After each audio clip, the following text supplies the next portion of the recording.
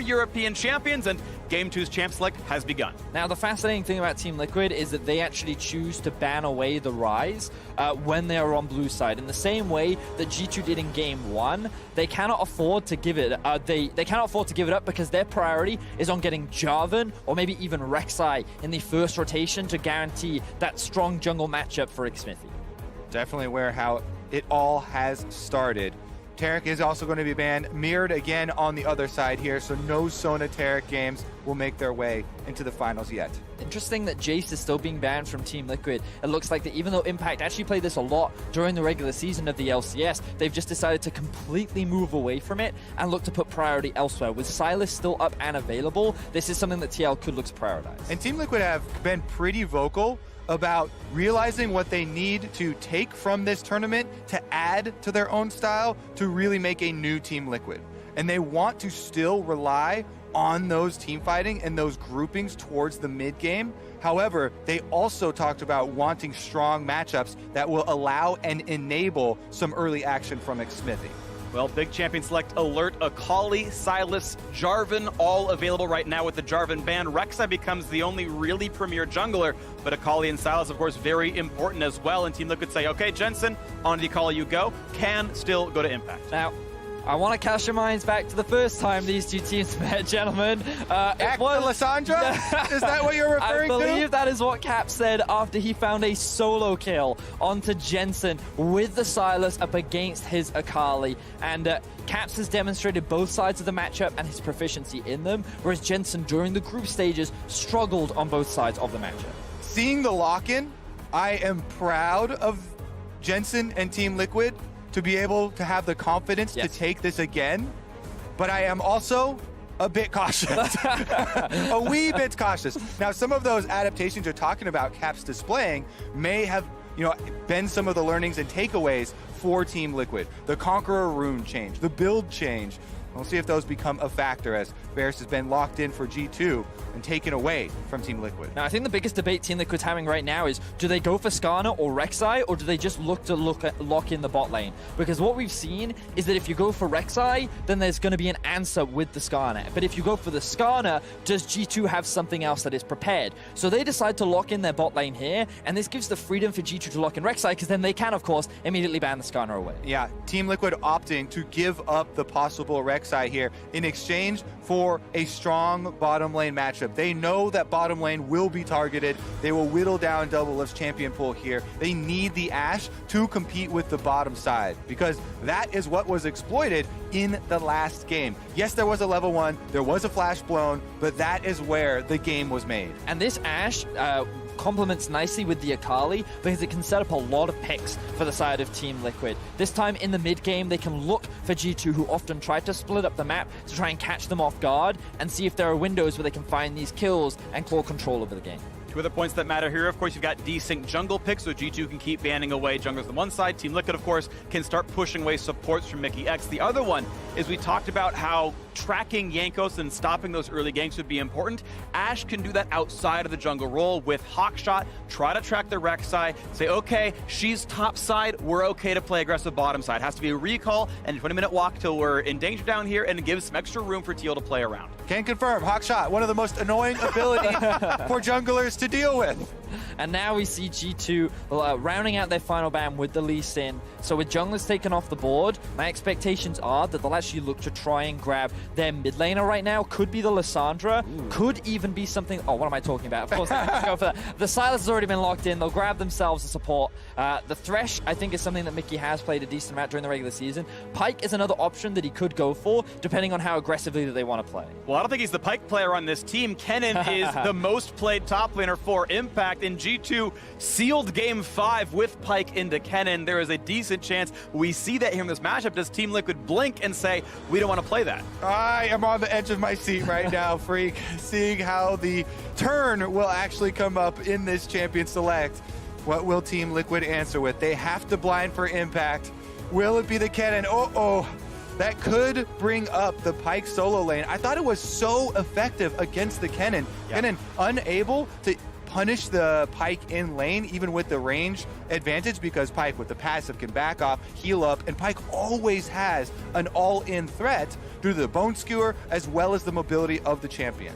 Well, part of what helps G2 win that matchup is a lot of pressure and a lot of ganks from the mid lane and from the jungle going up there constantly. A great early aggressive jungler in the Olaf. There's the Pyke we expected at this point. We are no longer surprised by top lane Pyke. We are no longer surprised by top lane Pyke from G2 Esports. This is their counter pick into ranged matchups, and it's a lot of pressure from jungle mid that turns it around. Xmithie now must stay ahead of Jankos, and Jensen must stay ahead of Caps to prevent that from happening. Vedius, you kept asking me about champion select points throughout yesterday, throughout this morning, and my number one response was, I really think Team Liquid are going to be banning Pyke because it is so scary, offers so much for the versatility of this team, but you know, the gold sharing later on becomes a factor. The execute is such a big part when you combo with other possible sources of burst damage. And the thing that I just have a fun story for you. I was talking to Mickey this morning and I was like, it's today the day you get to prove you're the best Pyke player on the team. And he's like, I hope so. I really hope if I can get the right matchup. And you can see him when he was hovering that thresh, he's like, I'm being robbed right now. This pick is being stolen from me. But you know what? I'm fine as long as I get to play another hook champion in the thresh. And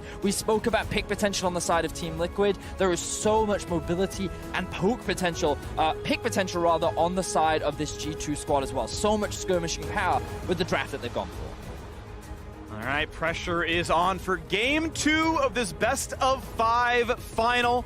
Who would have thought it was North America versus Europe, but it is. In G2, the new kings of Europe, you see that 5 on their chest, 5 championships in the 7 splits they've been in Europe. The most dominant team of Europe over the last 3.5 years. That is unquestionable. And they could bring home Europe's first trophy since 2011. G2, this is the new run for them. Team Liquid were built for this, and they've got to answer back now in game 2. You've just hyped up the entire European continent right now, Freak. They're all looking at this Pyke.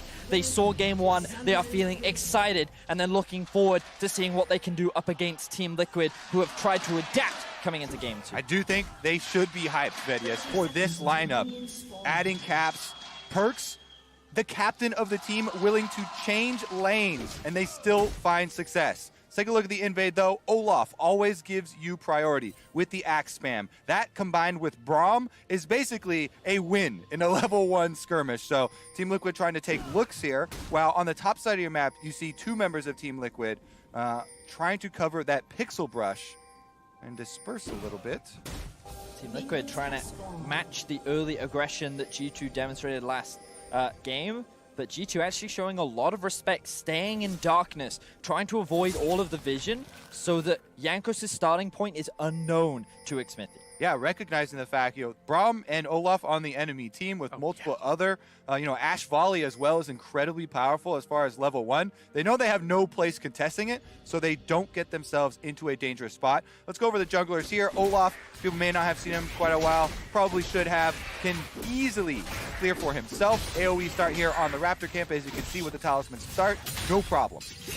That's the Rek'Sai actually starting on his blue, immediately transferring into the Gromp, which means that Xmithie should have information on where the enemy jungler is now because Perks and Mickey came to a lane rather late. You'll also notice that Jensen has actually adapted Caps' Akali build, going for the Conqueror, and likely picking up the Leandries later on so that when they move off to a side lane, the Akali can actually come out in extended trades. It's one of those things we touched on, learning from your opponents. In Team Liquid's victory over the defending world champions IG, Jensen locks in Lux into the Zoe matchup, learning from the North American LCS finals. Yet again here at the hands of Caps, learning from the Akali side of the Sylas matchup. And you can hear from just more than us as Shox caught up with G2's coach after the draft. Let's get ourselves a sideline report. I just got a chance to catch up with G2's coach, Grabs. I first asked him about team morale. Obviously, after game 1, he said it's the same as before. We're not getting overheated. We were confident, and we still are. And of course, asked him about the Pyke pick once again. I asked him, is this now just going to be the standard for you guys? He said, no, it's still very situational. And in this case, it just works out very well. Their AD carry has no dash, so it is a perfect pick. I asked him also what he found about TL's composition. He said, well, nothing to be surprised by. This is a typical Team Liquid composition. And if they don't get a lead early, they don't win the game. So he's feeling pretty confident about this one. And confidence in the bottom lane as Double have chunked down to 200 HP. They'll find a stun and a thresh, but Jankos could go for a big play. Another play into the flash knockup, and CoreJJ will be knocked down for Jankos' second first blood of the match. And a beautiful hook landed by Mickey to set up the play onto Double Lift. Absolutely beautiful execution. Nets G2 first blood once again. There may be questions who the best Pyke on the team is, but no question who the best Thresh on the team is. Mickey, again, getting a lead on the bottom side of the map for G2. And Jankos is the one that picks up the first blood on this Rek'Sai. Everyone knows how devastating this champion can be, and now he's looking to relieve some pressure mid. Oh, not spotted right now. They do know Olaf is around. The smoke shroud comes out, and it's going to be some damage. Cap finds the stun as Conqueror pops on both sides. Plenty of damage there, no knockup yet for Jankos. Keep in mind, it is a flashless Rek'Sai. Can't go too aggressive without giving away an opportunity. It's going to be wave clear, and the first recall forced out by Cap.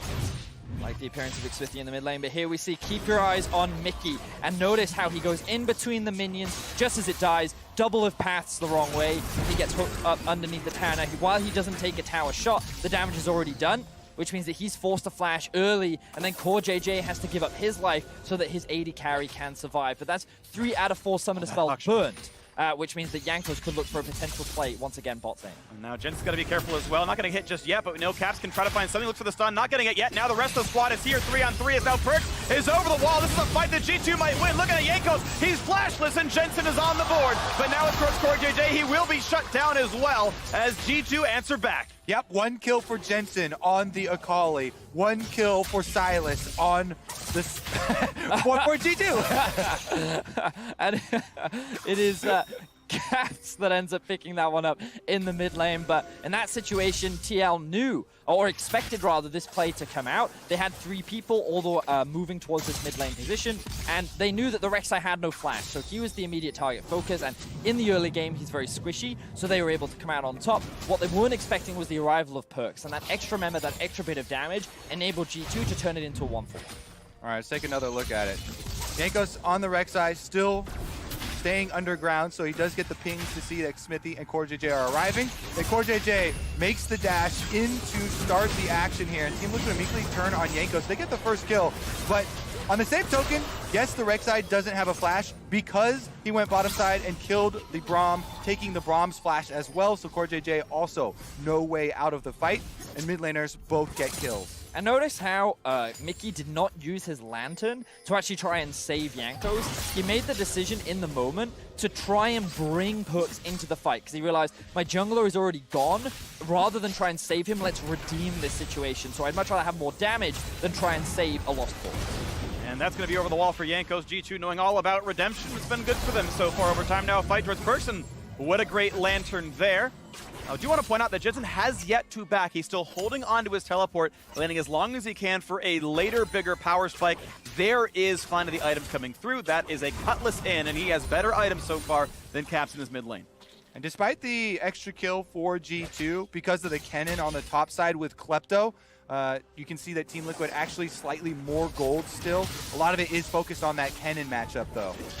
And what's interesting here is that yesterday when we saw Wunder playing his Pyke into Khan's Kennen, it was actually surprisingly even. And I think a part of that was Khan wasn't familiar or used to the matchup with the Kennen into Pyke. Here we're seeing a lot more confident play from the side of Impact. Not only does that show his confidence on the Kennen, but it also shows that he's been paying a lot of attention to how Wunder plays this Pyke, but he's also aware of where the jungle attention is going. He knows that a lot of focus is around the bot side of the map, so he can look to play aggressive and actually build up a decent lead in this 1v1. Looking across the lanes right now, it's fairly equal across the board. The first blood for Jankos answered pretty well by Xwithy's extra farm being Olaf. Most of this gold lead for TL is in the top lane. This almost 20 CS lead for Impact. Expected based on the matchup. Again, the way it flips is getting pressure from your other teammates. And as we watch Caps and Jensen fight off back and forth, as he steals the Akali ult, could this be the all-in that Caps wants to look for? Not just yet as he walks away. Yeah, Xwithy in the wings here, threatening to turn that 1v1 upside down, and Caps backs off. Very close, so you can see the break point for this Silas versus Akali matchup. Once she gets the Gunblade, and in particular, once she gets that Liandry's, she'll be in a much better position. But in the interim, with Caps having that level 6 and having a couple more items under his belt, he's coming out ahead in a lot of these small trades. Yeah, we can take the opportunity to dive a little bit into those adjustments that Cap showed in this matchup that Jensen will probably be learning from. You know, there are damage over time adjustments. Let's talk about the top side, though. Gank incoming. The first attempted gank topside. Impact had just burned his teleport. Protobelt to the side, then Jukes the other way around. Does get away from the Bone Skewer. The guessing game this time around does go to Impact. So this time around, Wonder will just walk away, unable to land the skill shot. Good use of the Protobelt from Impact to make things even harder for Wonder to land that. The Tiamat has now come through for Wonder, which means he has a little bit more pressure in the 1v1. But speaking of pressure, Cap's continuing to push in this mid lane. Quick wave clear there. The CS difference 6 right here in this mid lane. They both got 300 gold kills, and just that small lead as Caps really wants to stop that recall. Takes 2 turret shots for it, but does slow Jensen down. That might mean he loses a couple of CS on the way back. Yeah, that's a pretty big delay as far as allowing him to push up. We'll see if the teleport is burned. Jensen is going to use it. Xmithy, 2 members of G2 on his tail. It's going to be a fight over this top river as MickeyX roams around. A great smite for Jankos. Jukes away as Xmithy won't find himself a slow just yet, and now we have Caps recalling on a ward. That could be face checked though by Jensen, and now a fight in top side as they trade stuns here, and the Pyke ult's still up, so a major cooldown advantage and health advantage to keep in mind there is now Jankos with flash, could look for the play. The Wonder's going to heal up and knock down the wave. The E from Impact just came back up, so Wonder and Jankos could not look for the play. Impact saw an opportunity to try and at least release some pressure towards the top side, maybe find a kill. Unfortunately, does not convert into anything for him.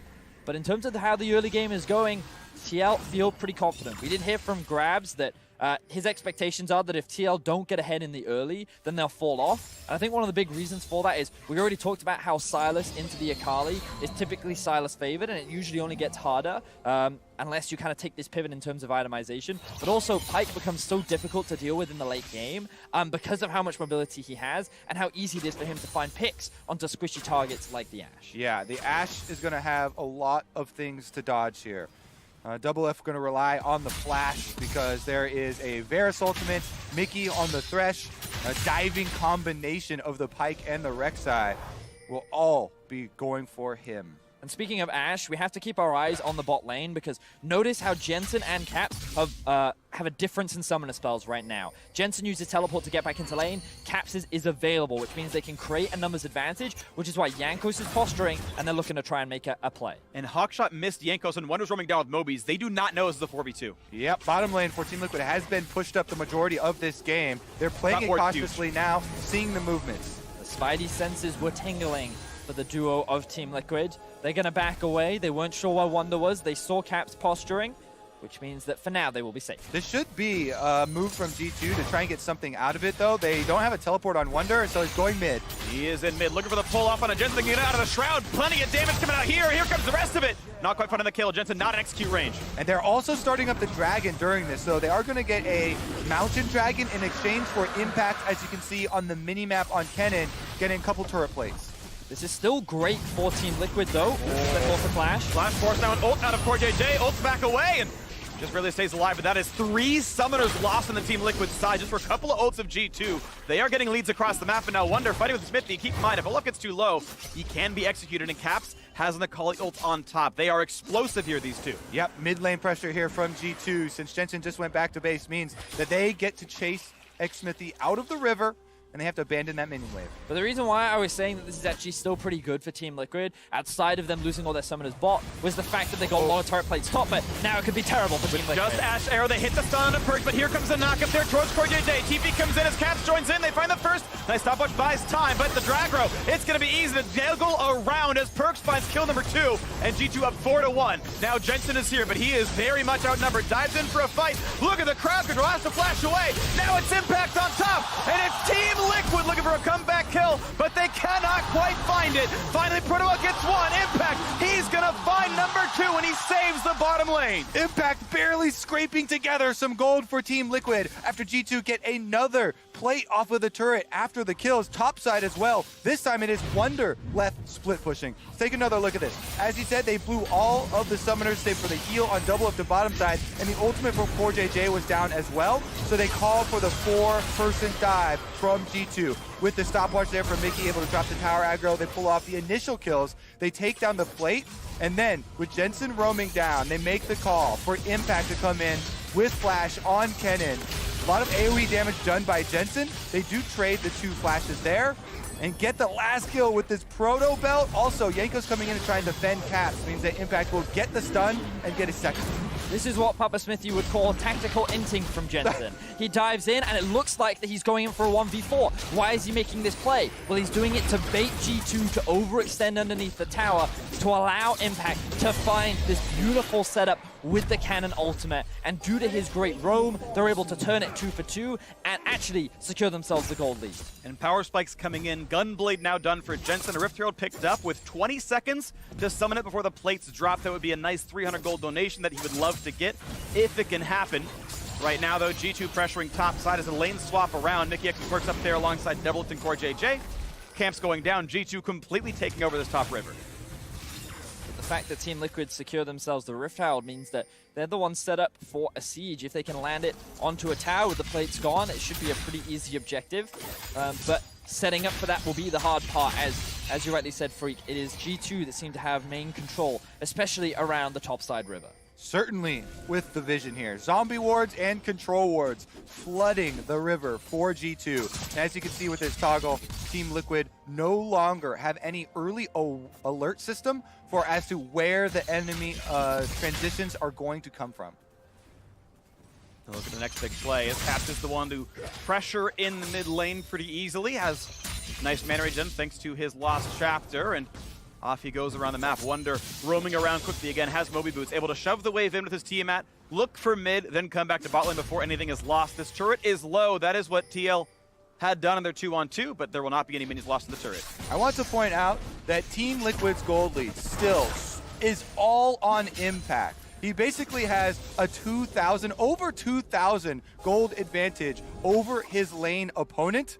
And that is so much of Team Liquid's power. So if they are going to fight, they have to have this cannon. The big AoE magic damage ultimate is their biggest tool. And the scariest thing about this is Team Liquid want to try and utilize that now. Because the longer they wait, if Pyke can find those kills, he very quickly comes back. It's a flash for the first stun. Plenty damage towards Impact, now trying to stay alive with Slicing Maelstrom, but here comes the rest of it. Oh, Protoball buys a bit of space, but still will drop 1 for 0 in the bottom lane. Impact does what he can to try and avoid the execution from Wonder, and while he doesn't get the kill to the Pyke, unfortunately he cannot get away from death. Impact actually goes down. G2 attack Team Liquid's biggest strength, and with that, a counterplay on top side. Rift Herald is activated, Hook is landed, but again, this is the weak side of the map right now for G2 because they committed 2 members to go kill Impact. Yeah, and I like this play from Team Liquid, Kobe, because they could choose to keep the pressure up if they wanted to. They've even, I'm looking at the location of the Kali right now, she's actually gone down bot. This could be winnable right now. Wonder does not have an ultimate, and the damage does come through. Jensen finds the kill on the push as Yanko's too far away to help. This is a great situation for Team Liquid to find themselves in right now. Even though they lost Impact, Akali gets himself another kill, and they're able to secure a top tower, so they sit with the gold lead still in their back pocket. Definitely strong from the Team Liquid members to maintain their poise. Even though Impact does get killed, the answer is even better. Rift Herald on top side, get the tower, and Jensen transitioning down to bottom side to answer with the kill. G2, though, still pushed ahead, got the bottom turret. Elemental Dragon's the next objective. And we can see the clear difference between Game 1 and Game 2. Team Liquid did not concede as much in the early game. They weren't losing all across the board, and Jankos was not able to snowball kill after kill after kill. So now they're transitioning into the mid game with a 1.5k gold lead. Their cannon top is extremely strong, and Team Liquid are actually the team that's in the better position to force fight. And again, we keep looking at this cannon top, Impact. He has flash available, teleport available, is level 11 with the Proto Belt. There is so much power here for Team Liquid. The big AoE team fights have been what they have relied on throughout the history of this team. If that is going to get them back into this series, it could be a very critical mid-game play. And you look at the individual contributors here for TL, Impact and Jensen are the gold leaders of the game. It's now the TL solos in the driver's seat. Yankos with his couple of kills actually has a lot of the share of G2's money, and now we look at mid-pressure. Ash arrow used under the turret, and CoreJJ takes it up as Flash comes down. Looking for the Crystal Arrow, finds one back, but not someone in range as the turret stays alive. CoreJJ flashing to jump in to save Doublelift's life there as Doublelift flashes out. Big play there from G2 to get a lot of summoner spells and cooldowns. However, they don't come away with the kill. Jensen on the outside is Akali, gonna throw down the Shroud. Also, a bit of luck there for Double Lift because Wonder was not close enough to land that execute. It came out a little bit delayed, which means Double Lift had time to flash out of that situation, but that could have been his death. Would he have been a little bit slower? There are definitely a lot of very scary pick tools on the side of G2. Now that there are no flashes on the Ashe or Braum, the Rek'Sai, the Varus, the Pike, all very threatening. Another Lantern here from Mickey is going to save Perks without the need of any summoners. And look at the two side lanes right now. You can see that Caps has actually pushed in towards the top side and was going up against Impact. Impact kind of postured for a potential 1 versus 1. Decided not to go for it because of the positioning of the wave. But as an answer to losing pressure on one side lane, they've gained it in the other. Jensen knows that he can win the 1v1 against Wonder, so they've kept him in this side lane to match up against the Pike, and Wonder is forced to play on the defensive. He can't look for as many roams as he was doing prior in this game. Smithy back towards the mid lane. Akali waiting and try brush down there as it's a defensive wave caught up by Caps with Jankos near him as well as you look around the mini-map. It is G2 forced to be on their side of the river. Teal up in gold and up in pressure. Knocking down some of these wards here and trying to get some of this control back. Game 2 a lot closer than Game 1. It was nearly over by this point in the first one. Good to see some signs of life for the North American squad. Yeah, and there's so many ways that these teamfights can look. Because of the versatility of these champions, a lot of this is going to be about protecting your flanks with vision. Like Smithy does get hooked in, but it's not going to be a dangerous area because Team Liquid have been able to carve out an area around the mid lane here with a little bit of true sight.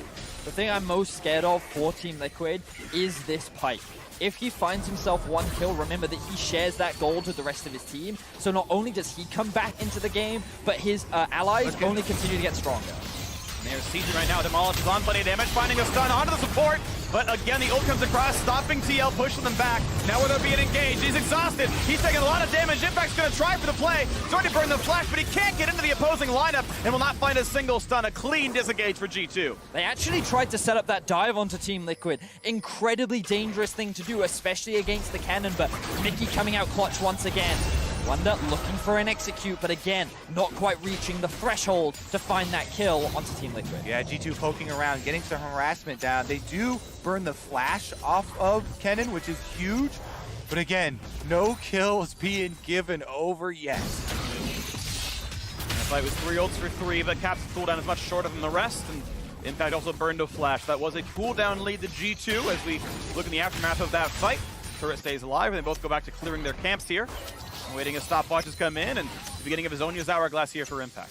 Mickey X here. The exhaust is critical in dealing with Impact on the Kennen. Also, the flays backward to deny Kennen those initiations are what will mean the difference in these teamfights, whether G2 gets caught in the big electrical storm or not. Right now, they have a pretty good flash advantage there with Perks having his own, and the access to the Lantern has made a big difference. I completely agree with you as well, Kobe. I think that how each team executes upon these fights will be so crucial in how this game plays out as the Enchanted Crystal Arrow lands. Cordier takes it and burns the cleanse to get away from this one, but that is still a great Enchanted Crystal Arrow as one turret does fall. Now the hook into his Impact. They try to burn him down. He gets the stopwatch off, but not the slicing Maelstrom. Here comes the engage. It's all about Olaf, and it's about Akali. Wonder finds the first at Impact. It's the 1-for-1 so far to the backline. Jensen finds a second. Smithy is low, but the team able to push forward. Team Liquid lose the turret. They win the fight. Now it's time for round 2. Jensen is low, cannot find the kill. It is Cap who says he can get the kill and sends him back to Lissandra. It's 3v3 now in this fight as the channel comes in. Look for the pull. G2 get kill number 3 and number 4. Doublelift is alone and he will die. The ace for G2. It all came down to execution in the end. Things were looking so good for Team Liquid at the start of that fight, but the longer it went on, the better it was for G2. Caps comes up clutch. He gets the turnaround for G2. He finds the triple kill, and they walk away the victors. It was all the re-stealth from Caps and Wonder after the team fight, going to their control ward and pulling the surprise attack. Here's another look at the secondary initiation. Impact attack with the Zonia, does deny the execute, and Xmithy goes in on Olaf to create some room for Jensen, who flashes over to finish the kill onto Perks. At this point, Team Liquid split, and they lose track of Wonder and Caps. Going into this control ward on that bush, like we talked about, they find the surprise onto Jensen. While CoreJJ and Doublelift were pushing mid lane, they simply cannot join to make the 4v3 matter. And G2, after picking up that kill onto the Akali, they can turn on the rest of the Team Liquid members. And now a play towards Wonder at very low health. He's going to find a stun on the one side. And without the Lantern, Perks is an option, but no. Puts the ult down, able to walk away. And Wonder, regen 70% of damage taken. He's back to fighting shape right now as G2 looks to fight more. Kennen is sitting in the bot lane. He does have his teleport and the ultimate available. Looking for potential flank wards on the minimap, but currently there are none. TL choose to disengage, and both teams just continuing to posture. I think you hit the nail on the head, Kobe. That decision-making from TL in that moment, if they'd all just committed to either going for the mid tower or grouping in the river, maybe that fight could have gone in their favor, but the split decision, G2 was immediate to capitalize on, and they were able to get the outplay. Top side. Looking for Caps. He does have the Akali ult under his wing, so he can get really, really far. TP now comes in for the squad. Look how much damage he gets towards Jensen. Nearly picks up the kill, and the reinforcements are in. A stopwatch burn, and in goes Kennen, trying to turn it around. 1 for 0, make it 1 for 1. If Wonder is now dead. Xmithy trying to stay alive with the kills. Just come through fast and furious. G2 win yet another team fight. And Baron is standing right here, prime for G2 to force right now. They already have plenty of wards down. They're going to go straight for it. Claps has arrived. 7 kills on the Silas, takes the better of the matchup. And look at this, a 2,000 gold lead. Baron of formality. Team Liquid will only knock down an outer turret. G2 will not be stopped this close to the championship. Things were so close between these two teams. Ooh, Caps, he's looking for Cold JJ. He's going to get that kill. I pretty much guarantee it. Braum running for his life, but he's going to fall as well. Make that kill number 8. Yep. CoreJJ stays around to finish off the turret for Team Liquid, trying to get something back for themselves. Wow. G2 now with the Baron buff. 20k damage done in this game by Caps. Ooh, will he spot Doublelift though? Looks like he's not going to go for it. Doesn't have vision on the enemy side. Yankees will steal away some of these camps, but that top lane play snowballed out of control for Team Liquid so quickly. We're going to have a quick look back at it. Notice how quickly Cap steals away the Akali ultimate, but also notice that Jensen doesn't have his ulti as well. So the moment that the TP comes in, Team Liquid realize they have to disengage. If they can get the Kennen in, maybe they can turn it around, but it's already a 3 versus 2 by the time the Kennen shows up. Yep, G2 also had Jankos en route on the way to the top side. And G2 now wearing the Baron buff will siege on mid lane. Next wave is going to be a tremendous amount of damage. Bottom side is held by Wonder with his own Baron buff taking down the secondary turret.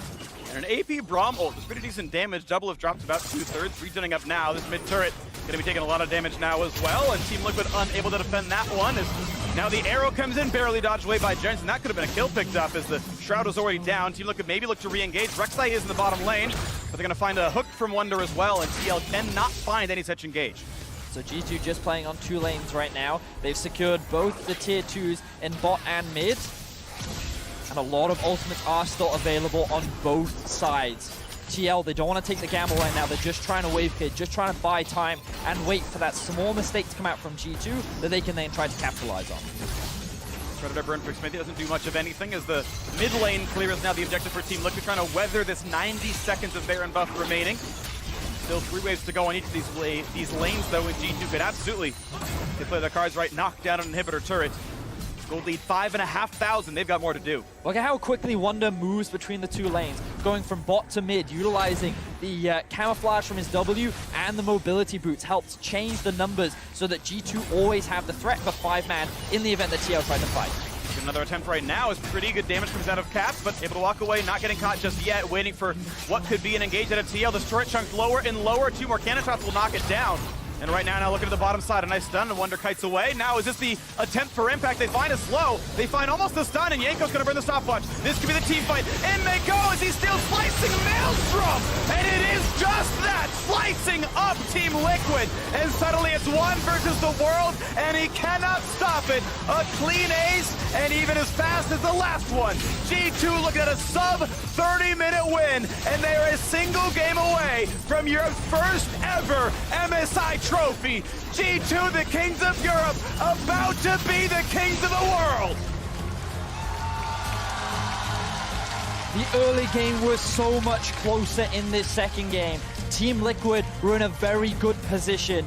Impact on this cannon was so strong, but in that one single fight where they could have swung it in their favor, unfortunately, they couldn't turn it into a big enough lead. G2 did a really good job utilizing all of the possible tools they have to pick off members of Team Liquid. Over and over in the mid lane, they burn through summoner spells. They throw out the Sylas ultimate over and over, stealing Ash arrows, getting all these cooldowns, and then they capitalize on it. They capitalize on it. G2 doing amazing so far. So for more on how G2 brought us to match point, let's check in with Shox, Azael, and Raz in Taipei. Thank you very much, guys. Indeed, it is now a 2-0 for G2 Esports over Team Liquid. This game did look a bit different, I should say, from the very beginning from Team Liquid. Of course, that game one went way too quick in the beginning, and I do think they chose a different approach in this one. Yeah, right off the bat, Team Liquid goes with a lot of lane priority and specifically moving towards the Olaf, which has been a great contested pick in between. I'm looking towards Jankos and Xmithie here. And then just looking towards the bottom side of the map, they have great ability to kite back from Rek'Sai. So I was certainly concerned with Rek'Sai later on in the game and trying to find any skirmishes. Yeah, I mean, I think one of the things I did like in this TL draft, that there was more ability to start fights, right? You know, when you looked at game number one, it was so much about scaling, so much about sitting back.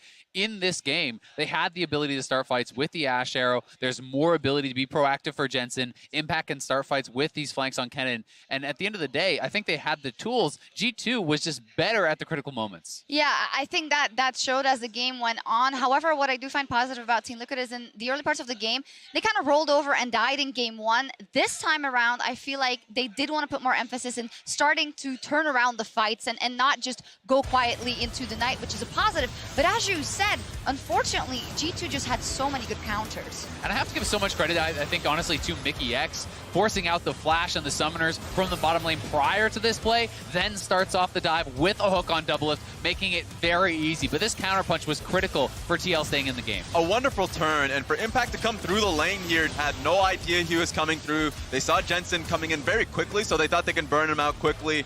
Wonderful play to get a double kill on Impact and set the tone for the rest of the game. Yeah, and you immediately see how this game is going to play out. And I think immediately you also see Impact has the capability to do that time and time again. He is fantastic on that cannon. Akali's getting pretty fed. It looked good. So where did it go wrong for TL? I think, you know, there were some small moments where they did kind of fall short. We saw, you know, a number of times, not perfect coordination, Wonder actually slinking away with very little HP. I think getting a little bit too excited in some of these fights. Fight around mid lane where we had Wonder and Perks being able to actually slink away and set up a trap for Jensen while the rest of the mid lane was actually, you know, pushing. You know, these small moments and these small plays that G2 was able to make, I think were so critical, and it really speaks to how calmly they're playing. I mean, Trap Wonder, look at his health. He's running away at about 5% HP. TL are thinking, we're slamming this fight. Let's go forward. But the presence of mind to drop the pink ward and set up a trap was beautiful from G2. Yeah, and just take a look at this. Jensen, who at this point was just going wild, gets caught out. Team Liquid as a whole are... Just take a look at the three-man unit at this point, thinking, we can't help them at this point. We want to be able to get away. But they notice that the movement speed from G2 side is catching up to them. So there is no way for them to get out of that one cleanly. No, there wasn't. Unfortunately, this started to spell the demise for Team Liquid in game two. After that, G2 really didn't drop a beat anymore, and Caps went off. And you say, yes, the Akali is fed, Jensen's fed, but all Caps does is he just steals whatever Akali can do or anyone else can do on that team, and he also steals, I don't know, I think he deserves it, MasterCard player of the game because of it. Yeah, so I remember, you know, when we were talking about the composition that Team Liquid has and how strong it was having all the engage points, the Kennen ultimate, the Ashe ultimate, guess who loves that? Anything you can do, I can do better. Hell yeah, and the AP coming off of that one too, so perfect play from Caps, who even when they were at a deficit, he was always finding moments to like trade back for his team. And when they finally came into the game and had a great advantage for themselves, you saw to the last team fight at the very end, the Kennen ultimate that just tore Team Liquid apart. I mean, we've seen, I think, two of the most dominant Sylas games in the entire tournament, both from Caps. Had one earlier group stage. This one here, again, very, very impressive. I do think, though, TL, at times it felt like perhaps they're a little bit shaken. They're feeling like they need to force more than they do. You know, even in that replay, seeing them try to go for this pick on Cap's top lane, you don't have a Akali ultimate.